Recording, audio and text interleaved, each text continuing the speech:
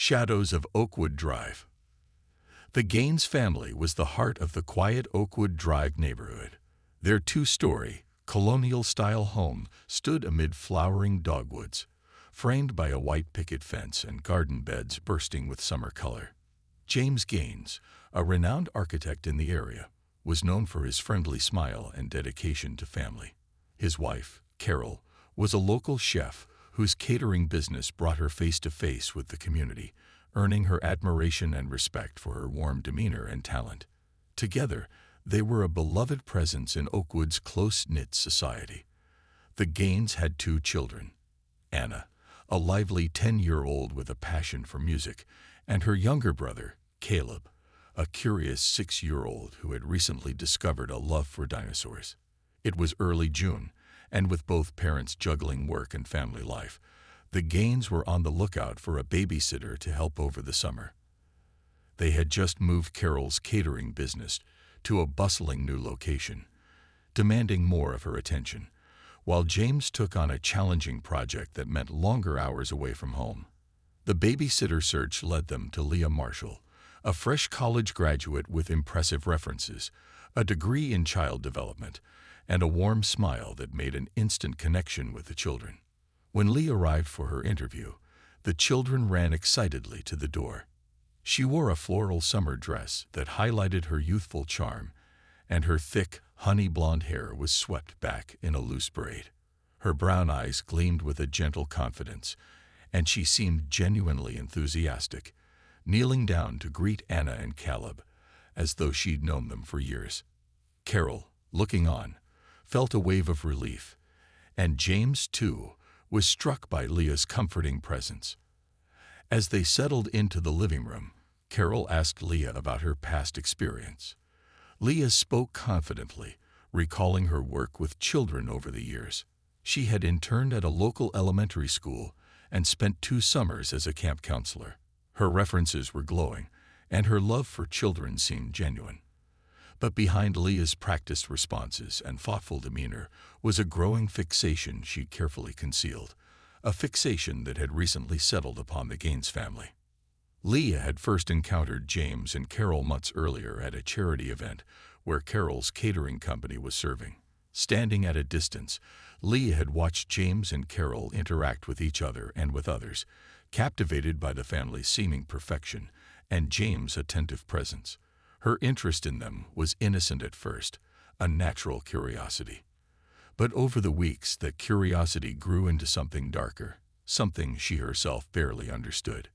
As Leah spoke with James and Carol that afternoon, her eyes occasionally wandered to James, catching every smile and detail, the faint lines of his face, the quiet confidence he carried. She convinced herself that she could offer them something more, something beyond just child care. She believed she could integrate into the Gaines' life, slipping into the cracks she sensed just beneath the surface of their perfect family. The Gaines decided to hire Leah on the spot, a decision that seemed wise at the time. Leah's first official day was a few days later, and the family quickly grew accustomed to her presence. She took Anna to her music lessons, indulging her excitement for violin practice, and Caleb looked forward to their afternoon nature walks in the nearby park, where Leah would eagerly entertain his questions about plants and insects. But as summer wore on, Leah's obsession took root. James's life fascinated her, and she cataloged everything about him in her mind. His love for morning coffee, his easy laugh when talking with the kids, his worn leather jacket that he left on the coat rack by the door. Her fascination gradually crossed the boundary between admiration and a dangerous fixation. It wasn't long before Leah found herself lingering when she knew James would be home, arranging her days to overlap with his in every subtle way possible. She'd brush off Carol's suggestions to go home early, offering to tidy up after the children or stay to help with Carol's next day catering prep. To Carol, Leah's presence was a godsend, and to James, she was merely helpful. But Leah's motivations were veiled behind her friendly smile. Then came the evening that solidified her resolve. James arrived home late from work, exhausted and grateful for the warm leftovers Carol had left for him. Leah was just finishing up with the kids, but she lingered, offering him a quick but genuine smile. She watched from the kitchen as he set down his briefcase, rubbing his temples. It was then that Leah began to see herself in Carol's place, not as a babysitter, but as someone far more vital in James's life. That night, as she left the house and walked to her car, Leah felt a chill of satisfaction, already envisioning the changes she would bring into James's life. Her friendly smile hid the growing obsession she felt, a feeling that was no longer just admiration, but an insatiable desire to embed herself deeply into the family. Over the next few weeks, her tactics would intensify, and the Gaines family would unwittingly draw closer to the disaster lurking within their carefully protected lives. The delicate invasion. As the summer heat settled over Oakwood Drive, the Gaines family felt the pressures of balancing work, family life, and new summer routines. Carol's catering business was in full swing, with her weekends booked for weddings, parties, and community events, and James's architectural project absorbed much of his attention. Through it all, Leah had embedded herself seamlessly into their lives, acting as a grounding force, a helpful hand, and most dangerously, a silent observer of the small cracks in the Gaines' life together. Leah's integration into the family had been quick, perhaps too quick, but James and Carol saw it as a welcome relief. Carol appreciated Leah's attention to detail, especially with Anna and Caleb. When Carol felt exhausted or overwhelmed, she could count on Leah to keep the children entertained, happy, and most importantly, feeling loved and secure. And while Carol trusted Leah, she had started to feel small pangs of unease, barely perceptible moments of suspicion. One Saturday morning, as Carol prepared to leave for a catering event, Leah noticed the dark circles under her eyes, the way her hands shook slightly as she sipped her coffee. "You're running yourself ragged, Carol," Leah said, tilting her head with a concerned smile. "You give so much to everyone. Maybe it's time to take a day for yourself." Carol smiled but looked away, feeling exposed. She was used to carrying her burdens in silence, and the warmth of Leah's words surprised her. But Leah had been studying Carol for weeks now, learning her habits, noting the slight falter in her steps as exhaustion crept in, noticing the increasing tension between her and James over his late hours and her packed schedule. Carol thought nothing of it, but to Leah, these observations were everything. Every detail of Carol's life felt like a piece to a puzzle, one she intended to solve in her own twisted way. As Carol left that morning, Leah began what had become her new ritual in the Gaines home, absorbing every bit of the household atmosphere in Carol's absence. She washed the dishes as the children played in the living room, each scrub of the plate filling her with a sense of possession. This house, she thought, was more hers than anyone else's. She could make this her home if she only played her cards right. James arrived downstairs just as Leah finished with the dishes, his face tired but warm. Leah could tell he had worked late again the night before. She let herself admire the way his eyes softened when he spoke about the children, or how his laughter seemed to linger a little longer on Saturday mornings. She had convinced herself that his kindness and attention were signals meant for her, and she was eager to play her part in whatever relationship she believed they were building. Later that evening, as Leah read to the children from a book they loved, she glanced over at James, who had settled on the couch with his architectural sketches. In moments like this, Leah could almost believe she was part of the family, sitting together in a quiet routine of companionship. She could feel her obsession with him growing stronger each day, yet she masked it with a veneer of professionalism, tucking away her thoughts, careful not to let them show. But Carol's absence that evening seemed to fuel her audacity. When it was time to put Caleb and Anna to bed, Leah offered to stay and help them fall asleep. After all, Carol wouldn't be back until late, and James looked tired. James thanked her, and with that small token of gratitude, Leah felt an intoxicating sense of power. It was subtle, but she could feel herself drawing closer to him. Once the children were asleep, she brought a glass of wine into the living room, joining James at the dining table where he was reviewing blueprints. She handed it to him, smiling softly, her eyes lingering on him longer than necessary. James accepted it, clearly appreciative, but unaware of Leah's calculating gaze. "You know, James, you're really doing an amazing job with everything. It must be hard balancing so much on your own," Leah said, her voice laced with empathy. James shrugged, his smile faint. "It's all part of the job, I guess. Carol and I do what we can." Leah nodded, but in her mind, she was already spinning his words. She allowed herself to imagine a life where she was the one offering him support, not Carol. She leaned in closer, carefully studying his face as he spoke about the long hours and the sacrifices that came with his work. Her heart raced, hoping he would see her as the understanding, supportive figure she believed herself to be. When Carol finally returned that night, she found Leah and James laughing quietly over a story Leah had shared about her college days.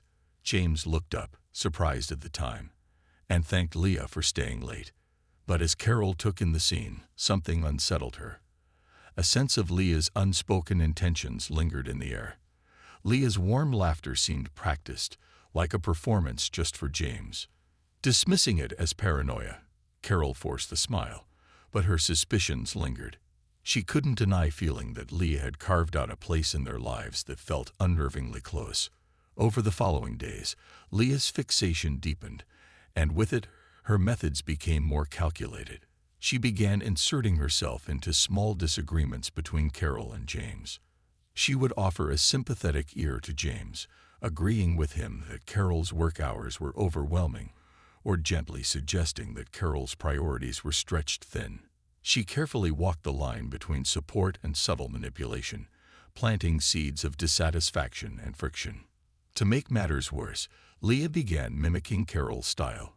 She bought similar clothes and started wearing the same perfume, noticing how James's expression softened whenever he noticed the scent on her. She wanted him to feel familiar with her, as though she were already a part of his world. One evening, Carol came home to find Leah wearing a blouse identical to one of her own, standing in the kitchen as if she owned the space. For a moment, Carol was too stunned to speak, her eyes narrowing as Leah greeted her with a warm smile.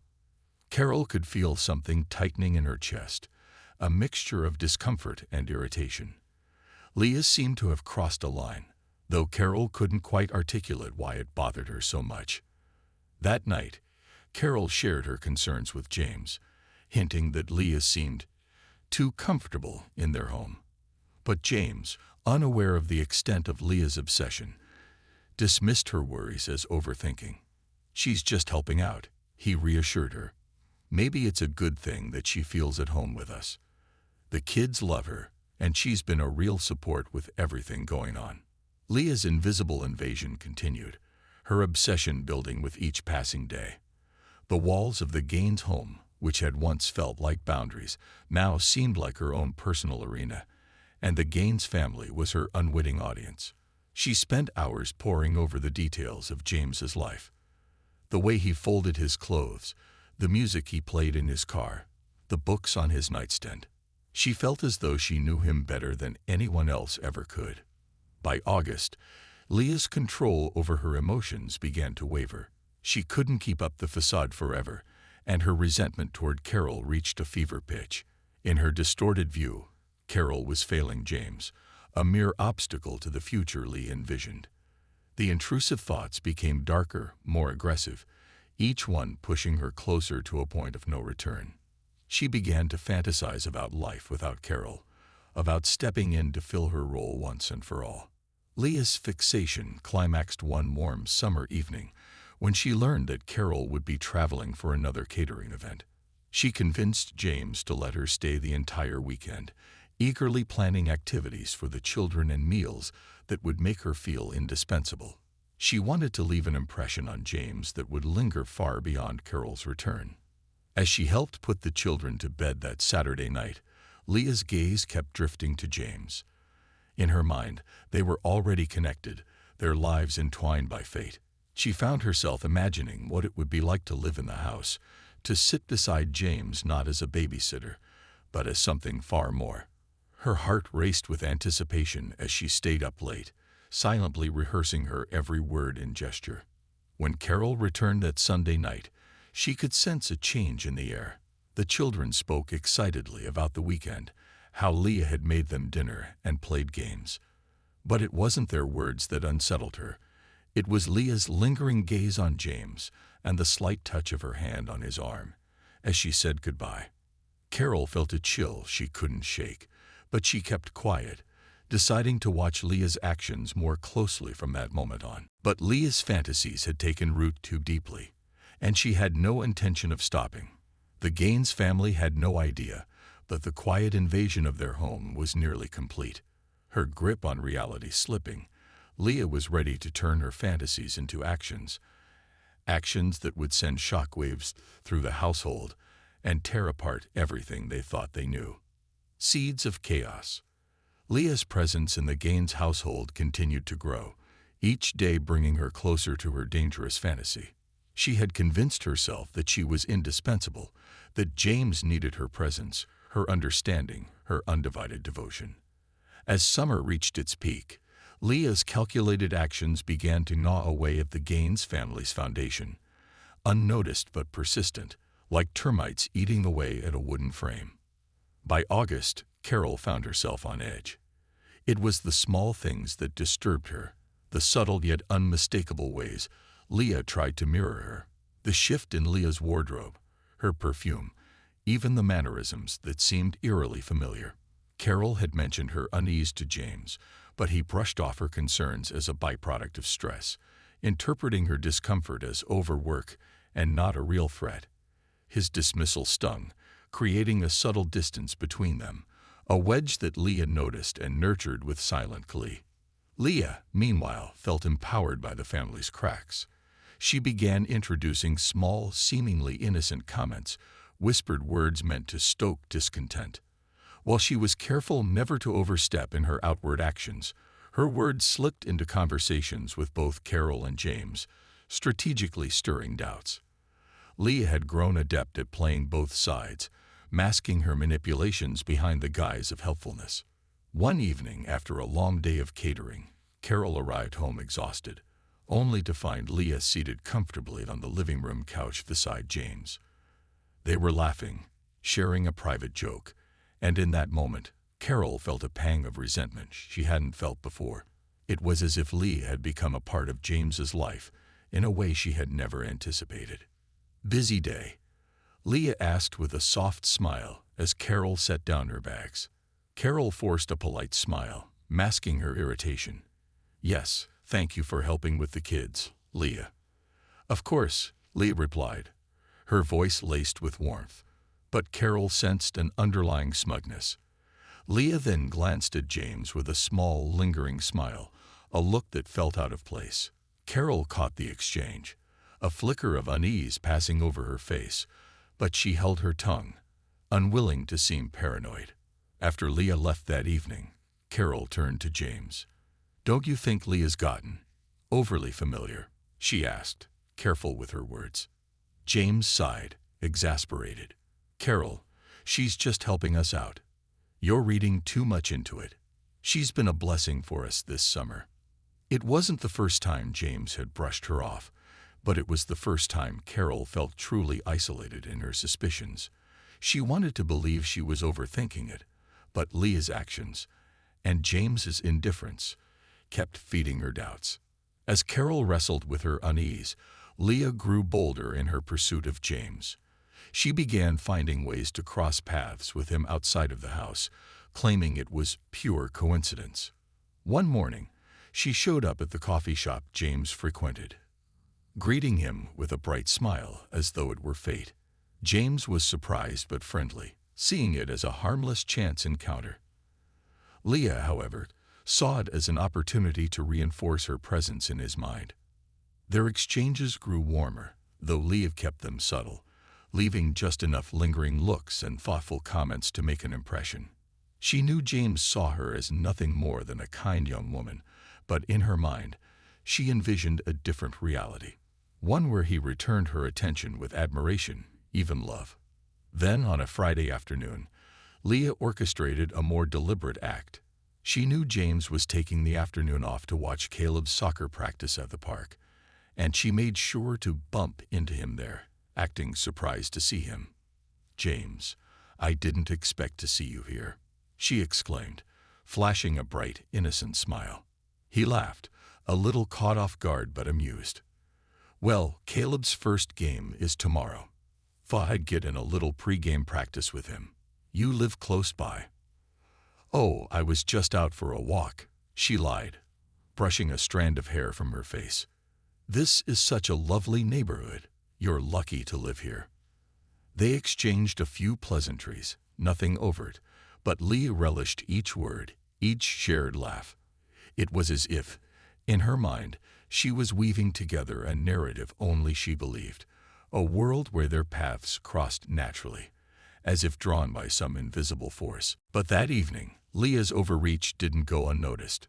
Anna, the ever-curious 10-year-old, casually mentioned Leah's visit at the park over dinner. "She's everywhere, Mom." Anna giggled, not realizing the tension brewing between her parents. "She even saw Dad at the park today." Carol's hand froze mid-air, her eyes narrowing. "Is that right?" she asked, her voice carefully controlled as she glanced at James. James, realizing the implication, attempted to explain. "It was just a coincidence, Carol. She was out for a walk and happened to see us." Carol didn't respond immediately, but her silence spoke volumes. She knew in her heart that this was no coincidence, that Leah's actions were calculated.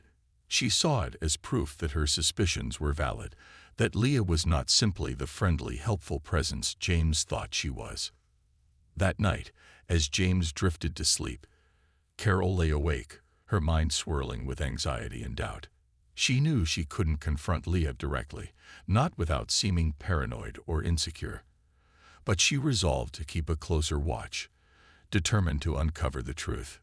Leah's actions escalated in the weeks that followed. Her attempts to embed herself in James's life grew more obvious, as she sought to drive a wedge between him and Carol. She subtly belittled Carol's work, pointing out how much she was missing out with the children, her voice dripping with feigned sympathy. "You know," Leah remarked one day while folding laundry, "I can't imagine how hard it must be for Carol to be away so much. I see the kids miss her sometimes." James, who had been growing weary of Carol's late hours, nodded. "Yeah, it's not easy, but she loves her work." Leah's lips curled into a gentle, sympathetic smile. "Of course, she's doing wonderful things, but it must be hard to balance everything." Leah's words lingered in James's mind long after she left that day. And though he loved Carol, he couldn't deny the strain her absence placed on their family. Leah's carefully planted words took root, subtly working their way into his perception. Meanwhile, Carol's sense of unease reached its breaking point when she found Leah lingering in her and James's bedroom one evening. Leah had claimed she was putting away laundry for the kids, but Carol found her standing near James's dresser, holding one of his shirts, a dazed look in her eyes. Leah hadn't noticed Carol enter, and for a brief moment, Carol watched in stunned silence as Leah raised the shirt to her face, inhaling deeply. "Leah." Carol's voice was sharp, snapping Leah out of her reverie. Leah's face turned crimson, but she quickly composed herself, forcing a polite smile. "Oh, sorry, Carol. I thought this shirt belonged to Caleb. My mistake." But Carol's eyes narrowed, her stomach churning with suspicion and anger. She didn't believe a word of Leah's explanation. She watched Leah exit the room, her mind racing with doubts that bordered on certainty. Leah was not the innocent helper she had claimed to be. But Carol couldn't ignore the troubling realization that James remained oblivious, completely blind to Leah's obsession and manipulation. Over the next week, Carol's resolve hardened. She began taking small steps to reclaim her place, to limit Leah's access to her family. She started returning home earlier, canceling some of her catering events, determined to spend more time with James and the children. But Leah noticed the shift and doubled down on her tactics, increasing her attempts to separate Carol and James with ever more subtle but damaging comments and gestures. The quiet battle between Carol and Leah intensified, each woman silently aware of the other's intentions, yet bound by a social decorum that prevented any direct confrontation. But as Leah's obsession grew darker, her actions would soon cross a line from which there was no return. In her mind, Leah saw herself as James's true partner, the one who could make him happy in ways Carol never could. She began fantasizing not only about a life with him, but about a life without Carol in the way. Her obsession had grown twisted, consuming her every thought, until it became her sole purpose. One late August evening, as the Gaines family gathered for dinner, Leah stood at the edge of their dining room, watching them laugh, completely absorbed in her own fantasies. She had convinced herself that it was her right, her destiny to be with James. And with that realization came a cold, calculating plan, one that would finally make her dreams a reality. Little did the Gaines family know, but the woman they had welcomed into their lives was no longer satisfied with her role as an outsider. She was prepared to eliminate anyone who stood in her way, determined to claim the life she believed was hers. And as summer turned to fall, the shadow of her obsession would soon shatter the Gaines family in ways they could never imagine. Descent into obsession. As autumn settled in, Leah's grip on reality frayed, and her obsession with James deepened to an all-consuming need. Every thought revolved around him. His voice, his laughter, his casual remarks about work or the children. She had convinced herself that he was secretly drawn to her, that he appreciated her in ways Carol never could. In Leah's mind, the only barrier to a life with James was Carol's presence, and each passing day fed her growing resentment toward the woman she saw as undeserving of him. But Leah was careful to hide her true intentions, maintaining her guise of helpfulness. Her quiet manipulations had slowly driven a wedge between James and Carol, and she knew it. She could see it in the small arguments over minor things, the tension that lingered even after they'd stopped speaking. Every time James's face showed the faintest hint of frustration, Leah's satisfaction grew. It was proof, in her mind, that Carol didn't belong in his life. But Carol's watchful eye was now firmly on Leah. Carol's growing suspicion prompted her to limit Leah's involvement with the family, declining her offers to stay late, taking over responsibilities Leah had once eagerly handled. Carol was subtly, yet effectively, asserting herself as the wife, the mother, the irreplaceable figure in James's life. And for Leah, every time Carol reclaimed her role felt like a personal attack, a challenge to the fantasy she had constructed in her mind. Then came the day that pushed Leah to the edge. It was an October afternoon, chilly and overcast. Carol had arranged a small family outing to a pumpkin patch, planning to pick pumpkins with the children and spend the day together before Halloween. Leah had hoped to be included, to have an excuse to stay close to James, but Carol had insisted it was a family day. Disappointed, Leah spent the day replaying every interaction in her mind, trying to find signs that James preferred her company over Carol's. She couldn't shake the feeling of jealousy, her resentment intensifying as she imagined them laughing, sharing memories without her. Later that evening, Leah went over to the Gaines house, claiming she'd forgotten a book she'd lent to Anna. She timed her arrival perfectly, just as the family was returning, their arms filled with pumpkins and laughter still lingering on their faces. Leah forced a smile, masking her anger as she greeted them. "Oh, I just wanted to pick up my book," she said, her voice steady but her eyes cold. "But it looks like you had a wonderful day." Carol sensed the edge in Leah's tone and responded with a slight smile, her polite veneer thin but present. "It was nice to have some family time," she replied, her words deliberate, her gaze unwavering. Leah nodded, but her jaw tightened. To her, Carol's words were a reminder that she was still an outsider, excluded from the intimate moments she so desperately craved. The family's laughter echoed in her mind, each laugh twisting her thoughts into darker shapes. She left that evening filled with a furious resolve, determined to force her way into James's life, no matter the cost. Leah's desperation grew, and her attempts to win over James became more reckless. She devised accidental encounters, showing up at places she knew he frequented, hoping to get him alone, to draw him into her fabricated reality. Her once subtle attempts to impress him became glaringly obvious, yet James, focused on his work and family, remained largely oblivious. But Leah was too far gone to see his indifference for what it was. In her mind, his polite smiles and friendly nods were signs of hidden feelings, waiting for the right moment to surface. Then, one cold November night, Leah decided to take a bold step. It was after a long day, and James had stayed late at the office, working on a project deadline. Leah knew this, having overheard him mention it the day before.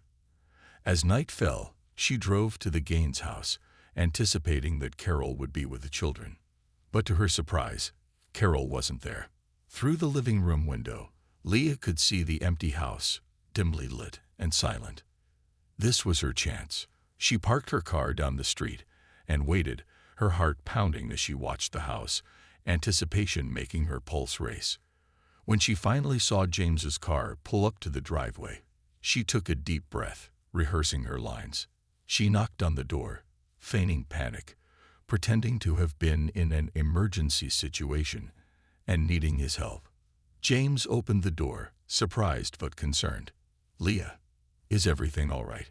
he asked, his tone genuine but wary. Leah let out a shaky breath, her hands trembling as she launched into her story, her voice full of feigned distress.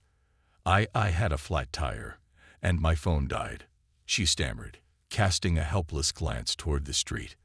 "I didn't know who else to go to. I'm so sorry, I was so scared." James's brow furrowed, sympathy evident in his expression. "Of course. Come in," he said, guiding her inside. "We'll call for help." As they sat in the living room waiting for roadside assistance, Leah played up her vulnerability, her eyes wide and glistening as she expressed gratitude for his help.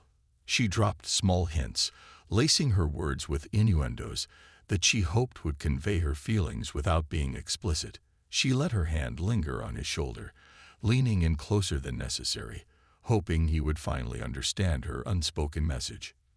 But James, sensing the shift in her demeanor, began to grow uncomfortable. "Leah, it's really no problem," he said, gently moving her hand off his shoulder. "Glad I could help. But, are you all right? You seem different." The question threw her off balance, and her mask slipped for a fraction of a second. Her face hardened, her composure cracking as she processed his words. "Different? James, I thought you understood." His confusion deepened. Understood what? The question stung, deflating her hopes in an instant. She'd spent months building up this fantasy, weaving a narrative where she was his confidant, his true partner. But in that moment, it was clear that James saw her as nothing more than a babysitter, a trusted family helper. The realization shattered something within her, and for the first time, Leah's anger showed. She forced a tight smile, retreating behind her polite facade as quickly as she could manage. "Nothing, really," she replied, her voice flat. "Just, thank you for helping me out. I'll be on my way." James nodded, still bewildered, watching as she left the house, his instincts telling him that something was wrong. He resolved to tell Carol about the encounter, his unease growing as he thought over her recent complaints. But Leah was already ahead of him. She'd left the house determined, a chilling plan taking shape in her mind. If James couldn't understand the depths of her love willingly, she would have to make him see it by any means necessary. In Leah's mind, Carol had taken everything from her. James's attention, his affection, the family life Leah had convinced herself was rightfully hers. She decided that the only way to get what she wanted was to remove the obstacle standing in her way. Over the next few days, Leah set her plan in motion. She began planting rumors in the neighborhood, casting subtle doubts about Carol's commitment to her family. Her charm and carefully constructed innocence won her the sympathy of other parents in the area, who saw her as a sweet, trustworthy young woman.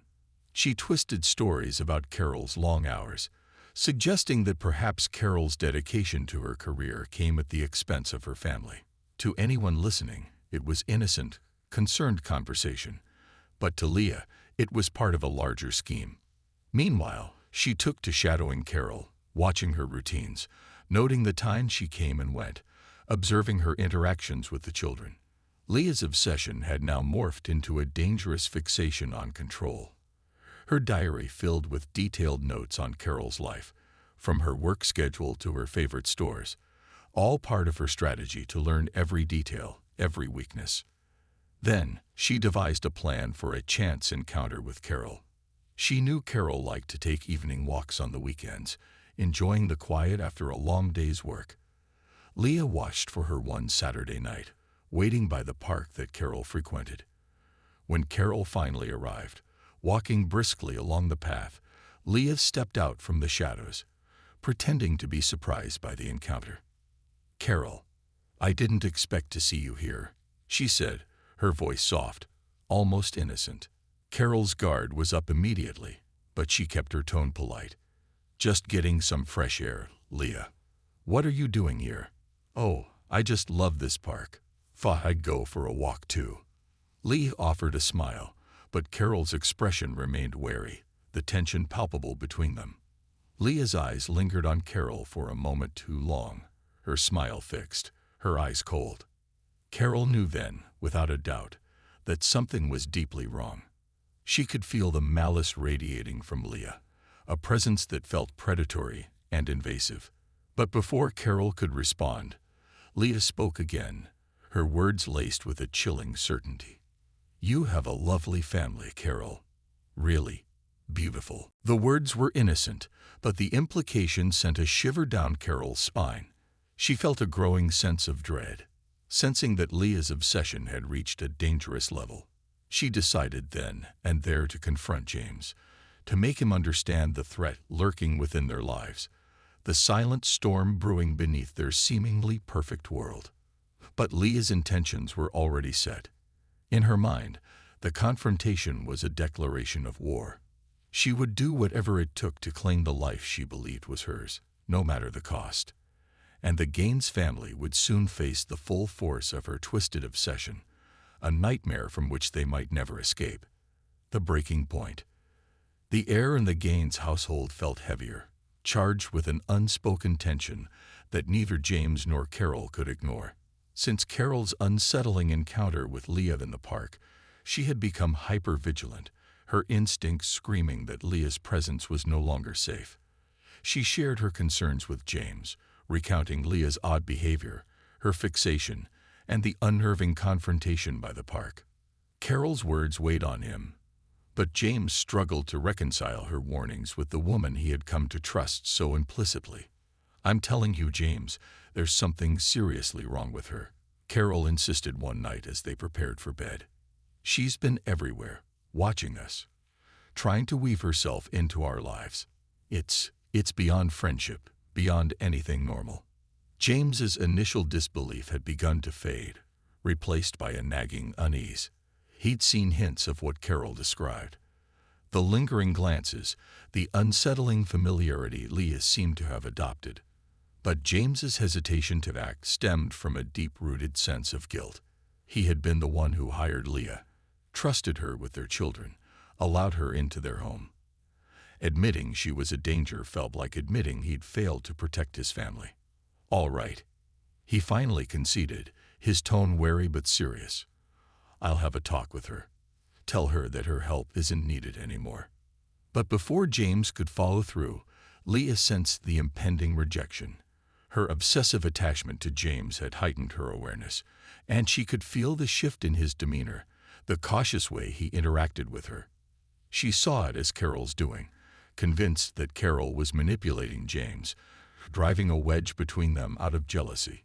Leah's resentment reached a boiling point, and her desperation gave way to a new twisted plan. One cold evening, with James working late, Carol took the children to a friend's house for dinner.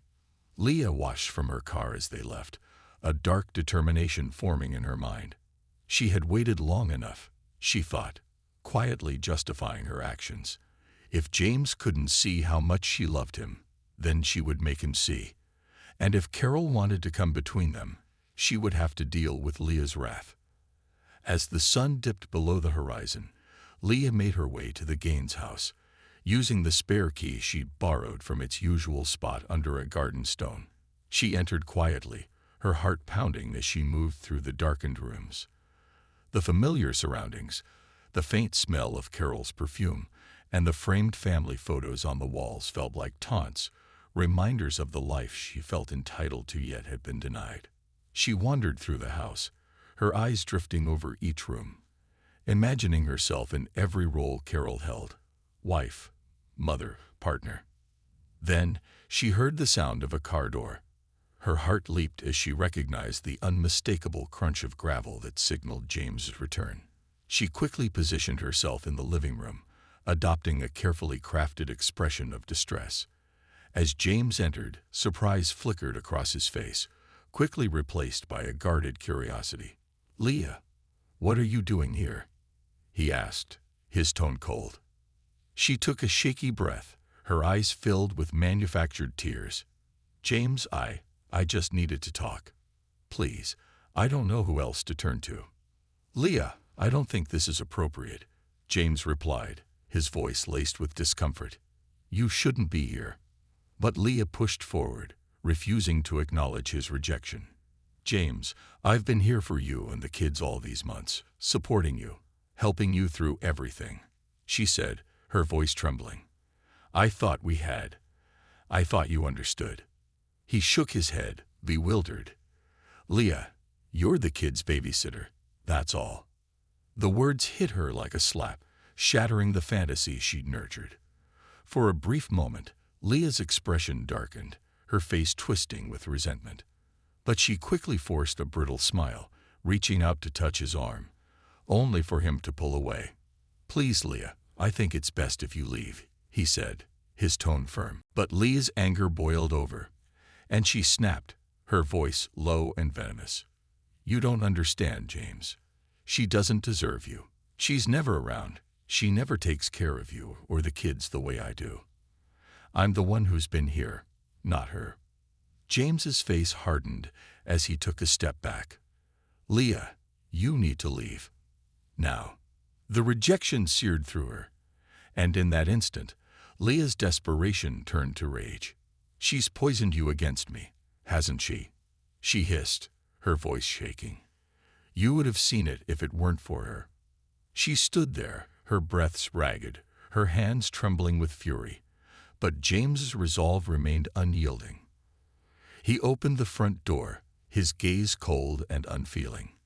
"This is over, Leah. I don't ever want to see you near my family again." Leah's face crumbled, a mix of shock and devastation spreading over her features. She backed away, her movements mechanical, her mind reeling from the brutal dismissal. For the first time, she was forced to confront the reality she had so carefully denied. She would never have a place in James's life. But Leah's obsession had burrowed too deeply, and she couldn't simply walk away. As she stumbled out into the night, a storm of emotions churned within her: anger, heartbreak, and a bitter sense of betrayal. She had devoted everything to this family, and now they were casting her aside as if she were nothing. It was in that moment, as she stood alone in the darkness, that Leah resolved to make the Gaines family pay.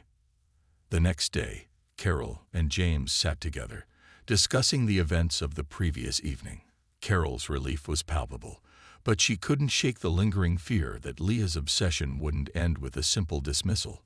She urged James to change the locks, to consider getting a restraining order, anything that might protect their family from Leah's erratic behavior. But the following morning, they awoke to find a single bouquet of lilies on their doorstep, an eerie reminder of Leah's lingering presence. Carol's heart sank as she picked up the flowers, a shiver running down her spine. She knew, without a doubt, that Leah was far from finished. Days passed, and life in the Gaines household seemed to return to normal, but the specter of Leah's obsession hung over them like a dark cloud. Carol found herself looking over her shoulder, scanning the street whenever she left the house, afraid that Leah was lurking somewhere close.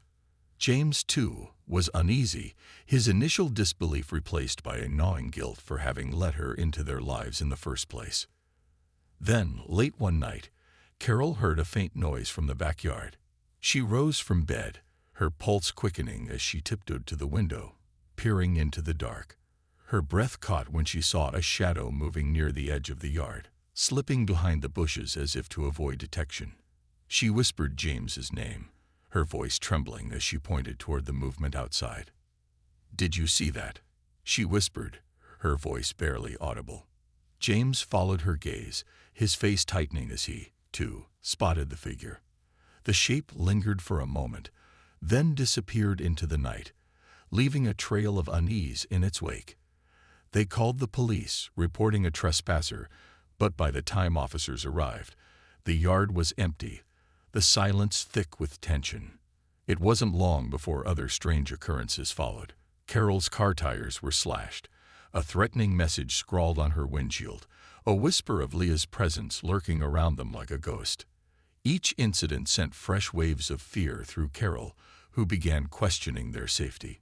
She urged James to consider leaving Oakwood Drive altogether, but he resisted, determined not to be driven out of their home. Then, one evening, Leah made her final move. It was a bitterly cold night, and the children were already asleep, leaving Carol and James to enjoy a rare moment of quiet. They had just settled in when the doorbell rang, the sound echoing through the empty halls. Exchanging a wary glance, James approached the door, peering through the peephole. His face paled as he saw Leah standing on the other side, her face lit only by the porch light, her expression cold and empty. "James, don't open it," Carol whispered, clutching his arm. But before he could respond, Leah's voice drifted through the door, her tone chillingly calm. "I just wanted to say goodbye." A shiver ran down Carol's spine as Leah's words sank in. She tightened her grip on James, her pulse racing, but he remained silent, unwilling to grant Leah the acknowledgement she sought. "You don't understand, James," Leah continued, her voice steady yet brittle. "You belong to me. You've always belonged to me." The silence stretched, suffocating, until finally the sound of Leah's footsteps receded into the night. When they dared to open the door, she was gone, but a single note lay on the doorstep, scrawled in her unmistakable handwriting. *If I can't have you. No one will. The Reckoning. For days after Leah's note, an oppressive fear settled over the Gaines household. Every creak in the house, every shadow outside felt like Leah's lingering presence, a reminder that her obsession had escalated to a dangerous level. The note haunted Carol, its words echoing in her mind. "If I can't have you, no one will." She could no longer ignore the overwhelming feeling that Leah's fixation had reached its breaking point. James felt it too. He had underestimated the depth of Leah's obsession, dismissing her behavior as a passing infatuation. But the recent events, the slashed tires, the ominous note, and Leah's chilling appearance on their doorstep had forced him to confront the gravity of the situation. Leah was no longer simply a misguided young woman with misplaced feelings. She was a threat to their lives. Determined to protect his family, James reported everything to the police, from the trespassing to the threatening note. They changed the locks, installed a new security system, and arranged for officers to increase patrols around their home. But despite their precautions, the lingering sense of dread remained. They knew Leah was still out there, lurking in the shadows, waiting for the right moment to strike. One evening, as a bitter November wind howled outside, Carol decided to visit her sister, hoping a change of scenery might offer some comfort. She packed a small bag for herself and the children, intending to stay the weekend. James, however, decided to stay behind, determined not to let Leah's presence drive him from his own home. As Carol and the kids drove away, she couldn't shake the feeling that she was leaving him vulnerable. She hesitated, watching their house recede in the rearview mirror, but James had reassured her, insisting he would be fine. Reluctantly, she continued, promising herself she would check in on him frequently. The first night passed uneventfully, and James began to relax, believing perhaps Leah had finally moved on. He settled into the quiet house, spending the evening catching up on work, trying to push Leah from his mind. But his reprieve was short-lived. Around midnight, a loud thud jolted him awake. He sat up, heart pounding, straining to hear over the silence. Another sound, a faint scrape against glass, came from the back of the house. Instinctively, he reached for his phone, calling Carol. "It's probably nothing," he reassured her, though his own voice betrayed his unease. "Just wanted to let you know." But as he spoke, a shadow moved outside the window, a brief flicker that vanished as quickly as it appeared. James's stomach knotted with fear. He ended the call, his hand shaking as he dialed 911, reporting an intruder. The minutes stretched, each one heavier than the last, until the sound of a police siren broke the silence. Officers arrived, sweeping the property, but found nothing. No signs of forced entry, no indication that anyone had been there at all. Frustrated but relieved, James thanked them, locking up the house once more. But he couldn't shake the feeling that Leah was still watching, biding her time. The next evening, James went to bed early, exhaustion weighing on him after days of constant tension. He drifted into a light sleep, his mind haunted by shadows and fragments of Leah's obsessive words. Then, in the dead of night, he awoke to the faintest sound, a creak, like a footstep on the staircase. His heart thundered as he lay still, listening. Another creak, closer this time, followed by the soft hum of someone breathing. He sat up, his pulse racing, reaching for the baseball bat he kept by the bed. He slipped out of bed, moving quietly down the hallway toward the staircase. As he peered around the corner, he froze. Leah stood at the bottom of the stairs, her figure barely visible in the dim light. She was holding a small flashlight, her eyes fixed on him with an intensity that sent a shiver down his spine. "Leah, what are you doing here?" he managed to say, his voice low, steady. She smiled, a chilling expression that twisted her features. "I came to say goodbye," she whispered, her voice eerily calm. "I thought you might miss me." James tightened his grip on the bat, his mind racing. He knew he needed to keep her talking, to stall until he could get help. "Leah, you don't need to do this. You can walk away. No one has to get hurt." Her expression shifted, anger flashing in her eyes. "You think you can just throw me away, like I'm nothing." Her voice trembled, the calm facade breaking as she stepped forward, her grip tightening on the flashlight. "You belong to me, James.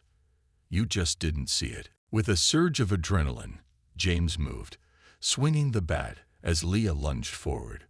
She ducked, narrowly avoiding the blow, her face twisting into a snarl as she charged at him, her hands reaching for his throat. They struggled, her grip unnaturally strong, her eyes wild with desperation. James fought back, managing to push her off, sending her sprawling to the ground. Breathing heavily, he backed away, grabbing his phone and dialing 911 as Leah scrambled to her feet, her expression darkening with rage. She lunged again, but he sidestepped, sending her crashing into the wall. The operator's voice filled his ear, and he shouted for help, his voice hoarse with panic. "She's here. She's in my house. Please, send someone." Leah's eyes narrowed, realization dawning as she heard the sirens approaching. Her face twisted into a bitter smile, her eyes fixed on James. "You won't get rid of me that easily," she whispered, her voice laced with venom. "You'll remember me."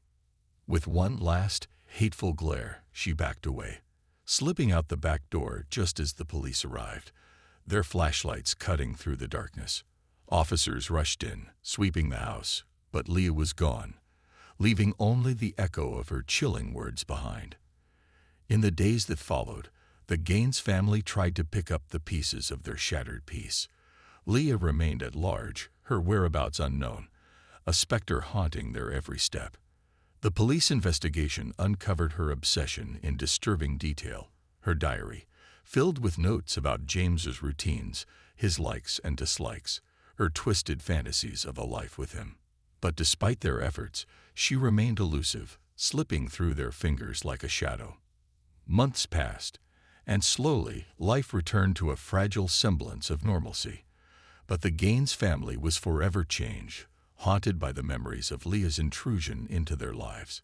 Carol and James grew closer, their bond strengthened by the ordeal.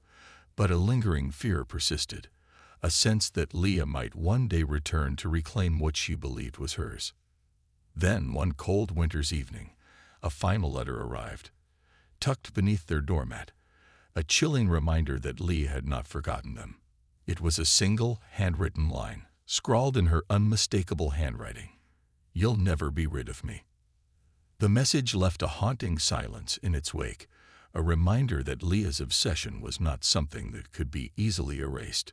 And though they changed addresses, changed names, and tried to bury the nightmare of Leah's intrusion, the Gaines family knew that, somewhere out there, Leah still lurked, waiting, watching, her obsession as fierce as ever. The shadow of her presence remained, a dark thread woven into the fabric of their lives, a constant reminder of the chilling reality that sometimes obsession knows no end.